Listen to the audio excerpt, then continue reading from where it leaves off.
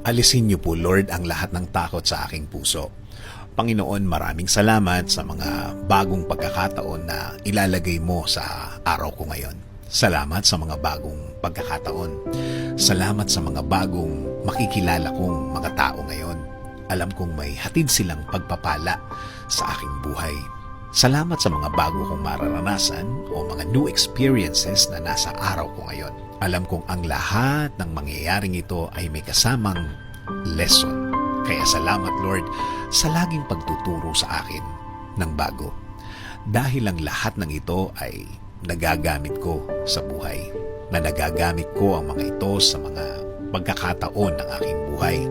Sa lahat ng mga problemang dumadating.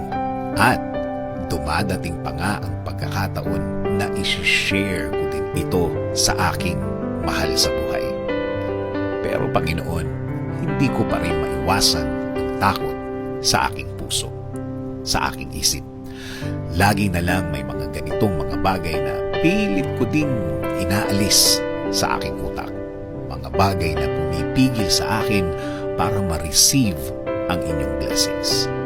Ang mga takot ko sa tuwing may dumadating sa akin na bago, mga bagong experiences, mga bagong desisyon na dapat kong gawin sa pamilya ko at sa aking trabaho. Kaya kailangan ko ang inyong patuloy na guidance and direction sa aking buhay, Lord. Alam kong hindi mo ako iiwan at hindi ako mag-iisa. Alam kong binabantayan mo ako palagi at alam kong alam mo ang lahat ng mga nangyayari sa akin, Lord. Ikaw, Panginoon, sa iyo lang ako mag-focus, Lord. Ikaw at ikaw lang ang aking iisipin. Sa iyo ako huhugot ng lakas, sa iyo ako huhugot ng talino o wisdom para malampasan ko ang mga dapat lampasan sa buhay na ito.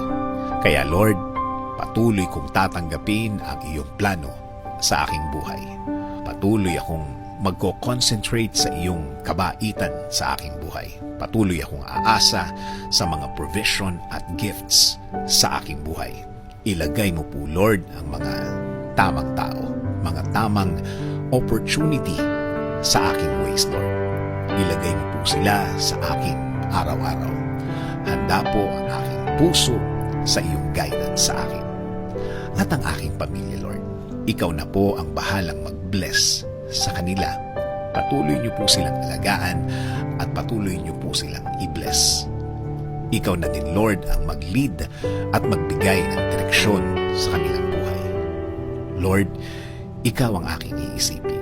Sa iyo ako tatakbo, ikaw ang magiging focus ko sa araw na ito para ako hindi matakot, buhay na walang alanganing iniisip.